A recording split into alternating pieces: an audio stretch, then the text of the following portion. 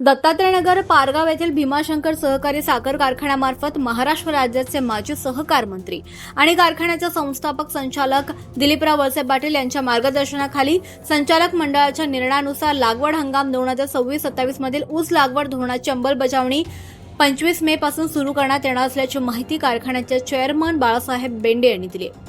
याबाबत अधिक माहिती देताना बेंडे म्हणाले की ऊस लागवडीसाठी 25 मे 2026 ते 31 मार्च 2027 पर्यंतच्या कालावधीमध्ये कोएम 0265 व दिनांक 25 मे 2026 ते 30 एप्रिल 2027 पर्यंत को 86-032 ऊस लागवडीस व नोंदीस परवानगी दिलेली आहे। दिनांक 1 ऑगस्ट 2026 ते 30 एप्रिल 2027 पर्यंत VSI 08-005 ऊस लागवडीस, दिनांक 1 सप्टेंबर 2026 ते 30 एप्रिल 2027 पर्यंत MS 10001 फुले 9057 ऊस लागवडीस, तसेच दिनांक 1 जून 2026 ते 30 एप्रिल 2027 पर्यंत कोवियस I 18-12-1 फुले ऊस 15-012 फुले ऊस 15-006 फुले ऊस 13-007 कोएम 11-082 या ऊस जातींच्या लागवडीस परवानगी देण्यात आली आहे। कारखाना कार्यक्षेत्रातील सभासद आणि ऊस उत्पादक यांना मागणीप्रमाणे उपलब्धतेनुसार लागवड धोरणाप्रमाणे दिनांक 25 मे 2026 पासून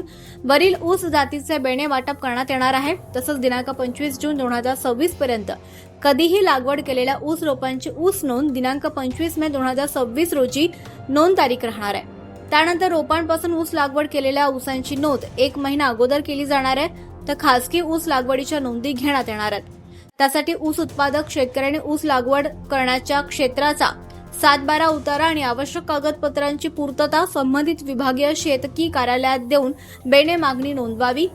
खासगी ऊस लागवड केलेल्या शेतकऱ्यांनी 4 दिवसांच्या आत संबंधित गट ऑफिसला येऊन ऊस नोंदणी करण्याची आहे।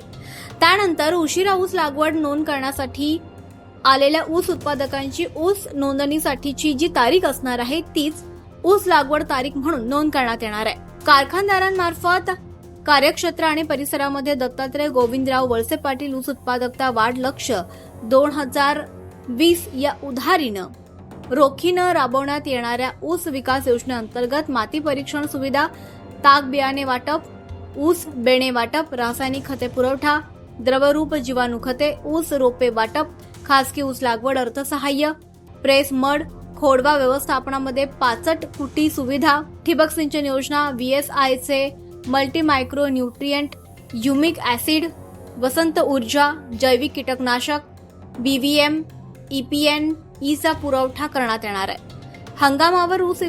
हंगामावर ऊस पीक स्पर्धा, ऊस विकास योजनांचा लाभ सर्व ऊस उत्पादकांनी घ्यावा असं सांगण्यात आलं। ऊस पीक स्पर्धेमध्ये सहभाग घेण्यास इच्छुक शेतकऱ्यांनी आपले प्रवेश शुल्क 100 रुपये डिसेंबर 2026 अखेर भरून नाव नोंदणी करावी।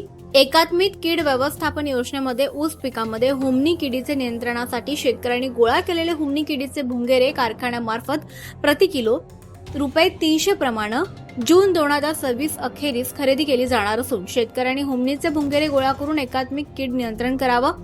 तरी वरील लागवड धोरणानुसार जास्तीत जास्त शेतकऱ्यांनी ऊसाची लागवड करावी आणि कारखाना ऊस विकास योजनांचा लाभ घ्यावा।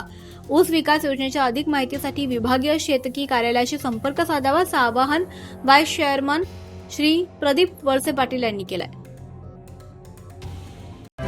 आपण पाहत आहात तेज तुफान न्यूज, न्यायिक व निर्भीड बातम्यांचे सर्वांचे आवडते नेटवर्क।